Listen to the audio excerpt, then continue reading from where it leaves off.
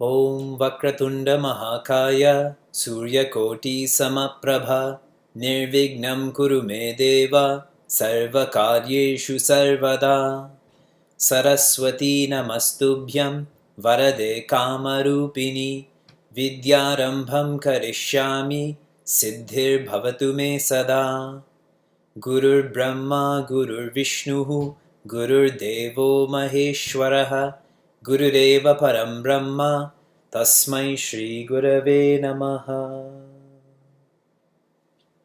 Narayana. Hari Om and good evening from Niagara Falls. I want you to think about what bothered you today.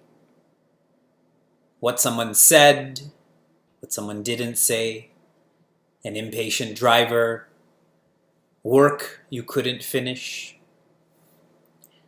What was bothering me today is I spent a lot of time, invested a lot of time in writing the E-Vichara and the Satyanarayan Katha, but Gmail has blocked all of my accounts, so I couldn't share it with anyone. Now I want you to think, what bothered you today, will this matter in 5 years? If you can fast forward to 5 years from now, will it matter what happened today? And I'm sure we would be unanimous in saying, no, it wouldn't matter that this person didn't do this or this didn't happen.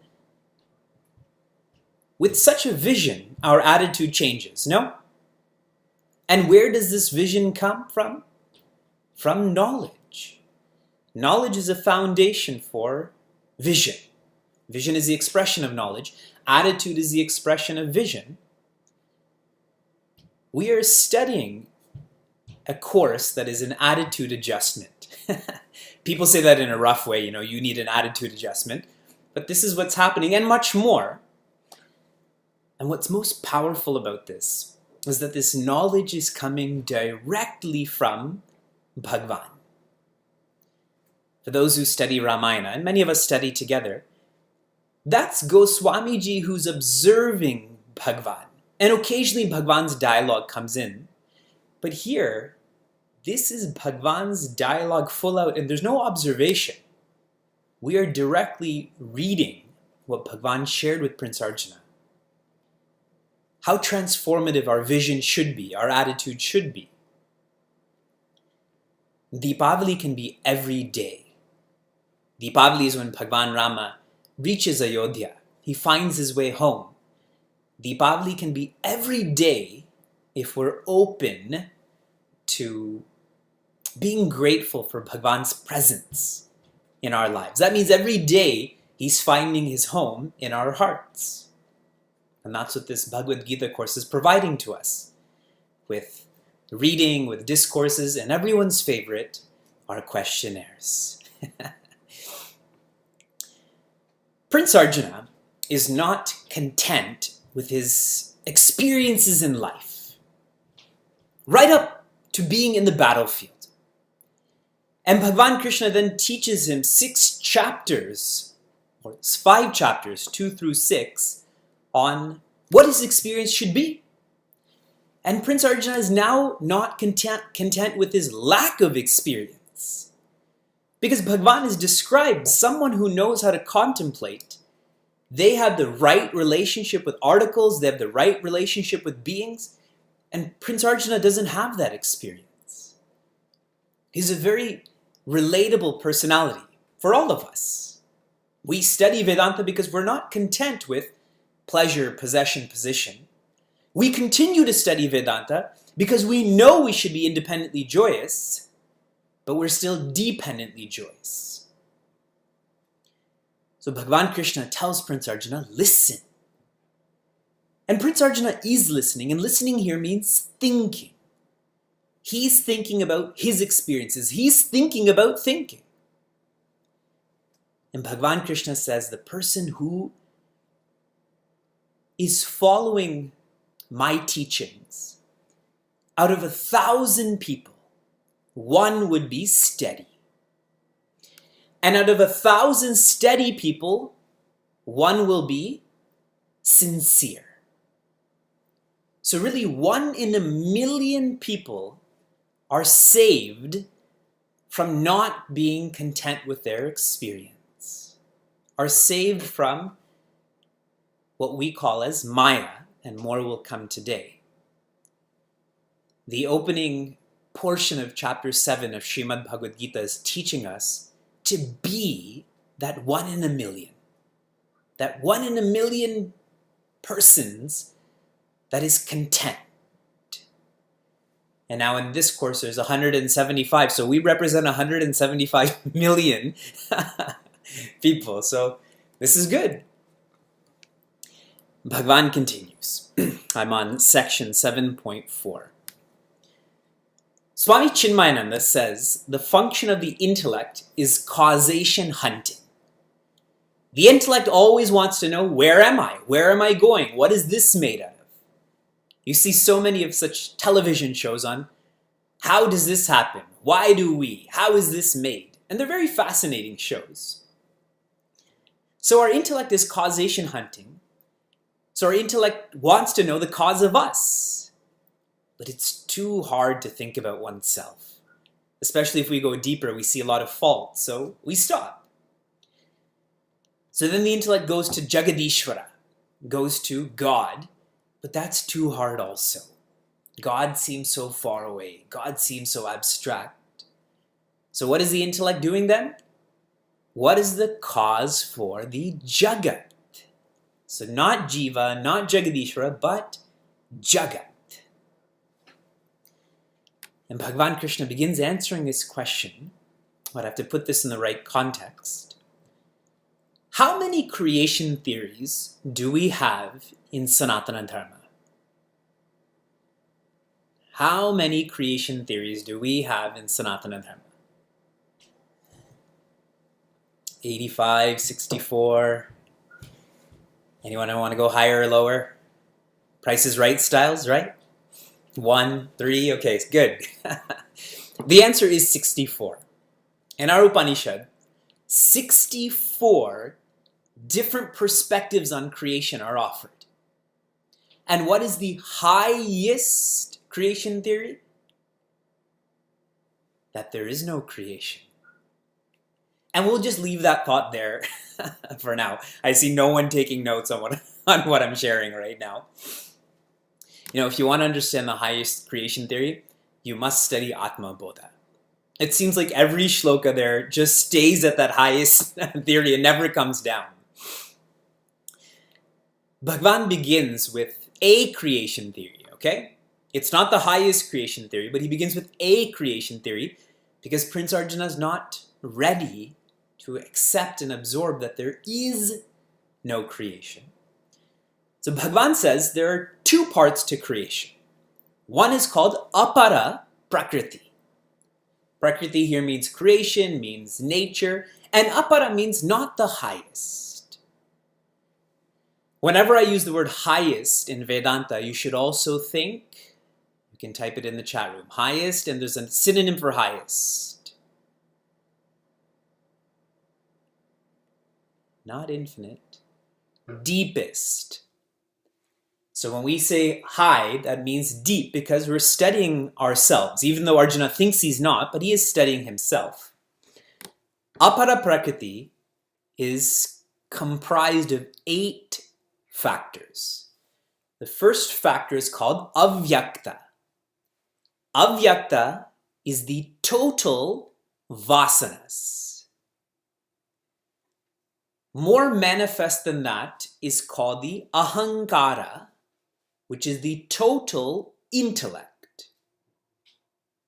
More manifest than that is the mahat tattva, which is the total mind. Mahat tattva. And more manifest than that, starting with space, air, fire, water, earth, these are called the tanmatras, which you can also understand as the total body.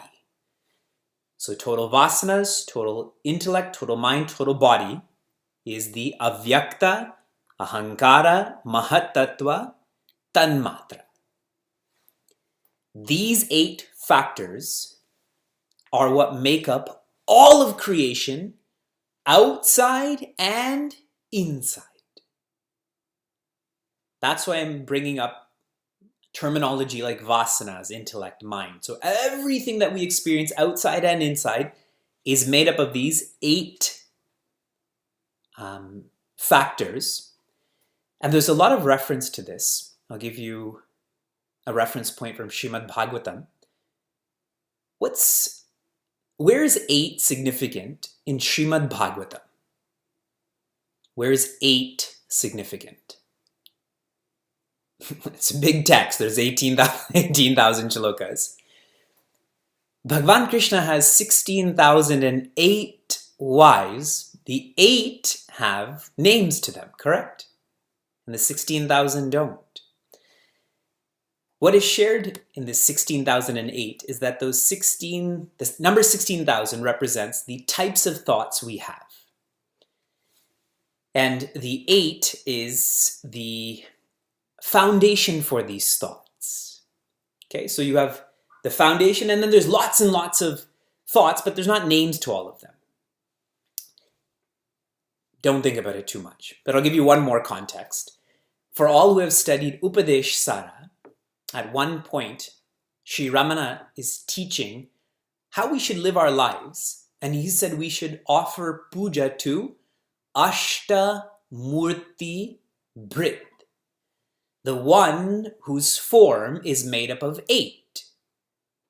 So for the person who really is tuned into puja, that person would be worshipping, would be identifying with all that's happening outside and all that's happening inside. Everyone's with me so far? It's not too much. Okay, so that's apara prakriti, and then there's para prakriti. This is the higher creation, the higher nature. The para prakriti is that which enlivens the apara prakriti. Today I had the hood for my mother's stove changed.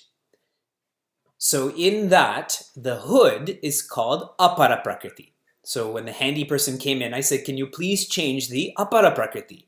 And he said, no worries, I will change this for you. And then we both looked at each other, and without talking, we said, but the para prakriti, that is the electricity, we will not touch. And so now there's a manifestation of a new hood that is enlivened by the para prakriti. Now taking this back to Vedanta, to our experience, para prakriti and apara prakriti are only a manifestation. They are not creation. They are a manifestation. They are not creation because creation implies independence. For there to be real creation, absolute creation, there has to be independence from existence awareness. There cannot be a cause and there can't be an effect for existence awareness. Now think, what would the cause for existence be? What would the cause for awareness be? And rationally, you can't come up with anything. What would the effect of existence be? You and me? we're still existence, but there's just a manifestation of this apara prakriti, which we think is independent of existence awareness, but it's not, is it? I still depend on existence. I still depend on awareness. So I'm not created. I am simply a manifestation of existence awareness. This manifestation will go away. We see that with all of the avatars of Bhagwan. They come, they go. Understanding and appreciating that there is no creation, that there is only manifestation, is vijnana. Vijnana is feeling that all I'm experiencing is a manifestation and treating it like that. That's why I'm using the word feeling. That there is no creation, there's nothing that is separate from existence awareness. There's nothing that's separate from Brahman. There's nothing that's separate from Bhagavan Krishna. This is quite simple. It is difficult, which I'll get to, but I'll share a quote with you that Guruji Swami Tejamayananda had shared with us in regards to seeing God but not seeing God. The quote is, God is like poverty. It sees everyone, but nobody sees it. True? God is like poverty. It sees everyone. God sees everyone. Those who are impoverished see all of us. But nobody sees God in the same way that nobody sees those who are impoverished. That we know the terminology. We see them sometimes asking for money at the end of a highway. But do we really see them? That's my point, is that intellectually, yes, but we don't feel God. We don't feel for those who are impoverished. Jnana is there, but Arjuna is not satisfied with jnana. He wants vijnana. And we should feel that same burning, that same mumukshutvam, that enough of lack of experience when it comes to existence, awareness, joy. Carrying on to section 7.5 and 7.6. Bhagavan continues to describe manifestation, and he says, I am the essence of all that is manifested. Essence.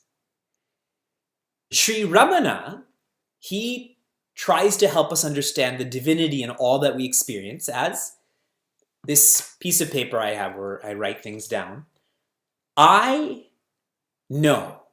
I is that existence and knowing is that awareness. Every moment of our lives, I and know has been there. The moment has changed, but I and know has never changed. I know winter. When we drove from Toronto to Niagara Falls yesterday, it was 3 degrees Celsius. 4 months from now, we're going to, I know, -10. And then in summer, it's going to be, I know, 25. The temperature keeps changing, but I and know doesn't. That existence awareness. And Swami Chinmayananda calls this isness. I really enjoy how Swami Chinmayananda made up so many words, like isness. And to an English person, they're like, what are you talking about? But anyone who feels this at Vijnana, they get it. And so I feel that in philosophy, you can use words that don't make sense in English as long as people can feel them. Best example, funner. Right? Everybody knows what funner feels like, but you have to say more fun. That's not a sutra then, that's just wasteful language. So isness, this glass is, correct? That isness is existence, awareness. This phone is. You know, I even say the phone is, casually in English. Alas, that's a fun word to use too, alas. Alas, we are too distracted to know the essence, the I know, the isness. And I'm saying we're too distracted. I don't think this is too subtle. What we're studying is not, it is subtle, but it's not too subtle. We just happen to be distracted. And Bhagavan knows this, and Bhagavan loves us. So Bhagavan begins to describe that he is the higher facets of that which is manifest. So in other words, he's coming down to our level. He's coming down to manifestation. He's coming down to the lower, and he's sharing that within manifestation, I am these parts. Within the lower, I am actually the higher. And this will come out very strongly in chapter 10. In chapter 10, Bhagavan says, out of all of the Pandavas, I am Arjuna. Arjuna is still Apara Prakriti, but he's saying, out of that, I'm the best. Out of all of the rishis, I am Vyasa. Out of all of the mountains, I am Himalaya. Don't think that I keep talking about my son. There's an actual Vyasa, then there's my son Vyasa, okay? I'm not so attached yet. So he starts sharing, I am the higher of the lower. And as Prince Arjuna is hearing this, he's relating to this more. But Bhagavan wants to make sure that Arjuna is not getting lost in thinking that he's actually the lower. So he throws out this most philosophical statement.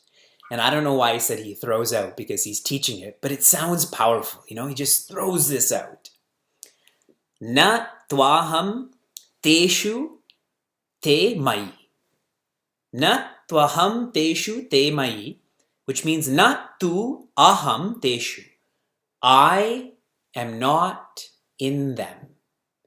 Te mai, they are in me. So I'm going to say that in English again, and you're going to get it right away. Yes? I am not in them, they are in me. Everyone got it? I studied this statement so many times, but I think I finally understood it in 2012.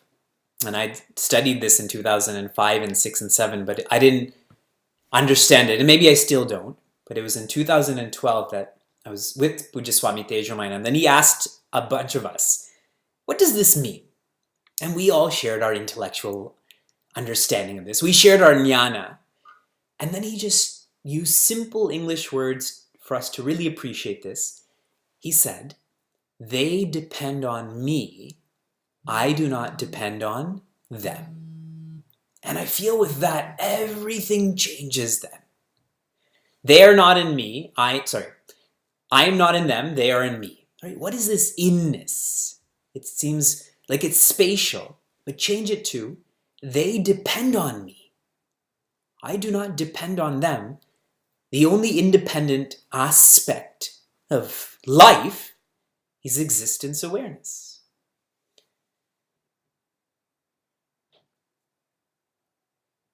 This is not too subtle, but we are too distracted, and to feel this teaching, we have to unlearn. As we get into further chapters, deeper aspects of Srimad Bhagavad Gita, please be prepared for unlearning. This word in is not spatial. We have to unlearn space, time, matter. Specifically, we have to unlearn our love for selfishness. We have to unlearn our love for separation. Separation is me always wanting to be distinct from you. Look at how I look. Look at how I talk. Look at the impact I'm making. That is a love for selfishness. In other words, a love for apara, correct? And only when we have less of a love for apara will we have more of a love for selflessness, more of a love for welfare. That it's not about me, it's about we. Unlearn the lower love, begin to learn the higher love. That's what Bhagavan is guiding Prince Arjuna, that pay attention to the lower, but understand that deeper than the lower is the higher, and start to love that. Whatever you love, you are focused on. Simple, yet difficult. And Bhagavan is most honest about this. Bhagavan says, Mama Maya Duratyaya. Mama, my, Maya.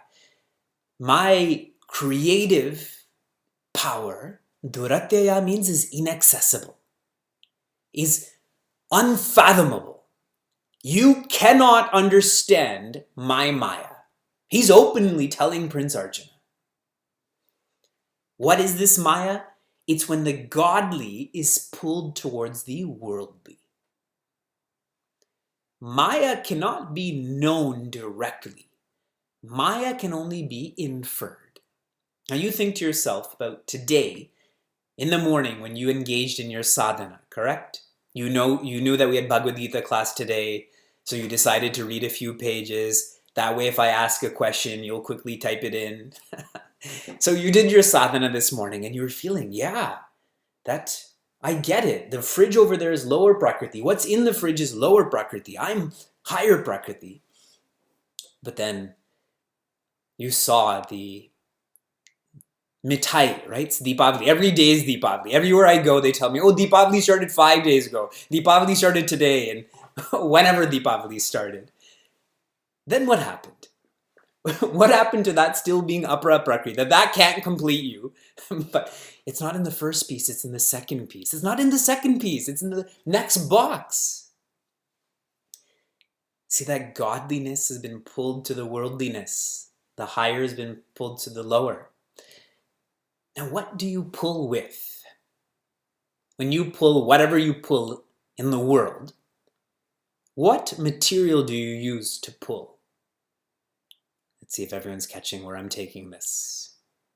You pull with a rope, and another word for a rope is guna. Yes. Maya pulls us through the gunas, through laziness, through aggression, through even calmness, the moods of the personality. Today in the Ivichara, in the Satyanarayan Katha, how many of you have ever participated in the Satyanarayan Katha by a show of hands? Okay. How many of you are scared of the Satyanarayan Katha by a show of hands? How many of you understand the Satyanarayan Katha? Have you noted that all of the Varnas in Satyanarayan Katha are eligible for puja? You have the Brahmana, who's in the first chapter. You have the Lakarahara. So you have the Vaishya, who comes in the second chapter. Sorry, the Brahmana and the Vaishya are in the second chapter. Then you have Sadhu, who's a Vaishya but acts like a Shudra. He's in there too. You have Raja Ulka Mukha, Raja Tunga Dhwaja. Remember all of these names. Satyanarayan Katha is so beautiful that any personality type can pray. Is an inheritor of peace. Those varnas are based on the gunas. And the gunas are an expression of Maya. So these varnas, these gunas, they keep pulling us into believing there's only apara prakriti. So what are we supposed to do? We study Vivekji. We study Upanishads. We study Bhagavad Gita course. We study Vedanta Ramayana. We pretend to study Atma Bodha. What are we supposed to do? We are Maya Dasa. Dasa means a servant to Maya. And if there's ever a problem, if we're just a servant, we naturally have to ask the master. So we have to ask for help from the Maya Pati. The only way to be free of Bhagwan's Maya is to ask for help from Bhagwan. You cannot intellect your way out of Maya. That also is Maya, no? We have to learn to ask for help. And for those who read the lessons, what a fantastic example that Swami Tejamananda used. When someone is trying to catch fish, commercial fishing, they have this net and they throw that net into the water. And who gets caught? all of the fish that are around that water, who doesn't get caught? The fish near the feet of that fisher person, no? That net doesn't go near their feet. They don't trap themselves. That's the idea, is that we should be at the feet, at the bottom of the feet of the one who is spreading that net, the one who is Mayapati. Then we become free. Bhagavan says, Mam eva ye prapadyante mayam etam taranti te. For those who prapadyante, those who surrender to me, those are the people who cross over this endless ocean of Maya. But the funny part is, it's not endless.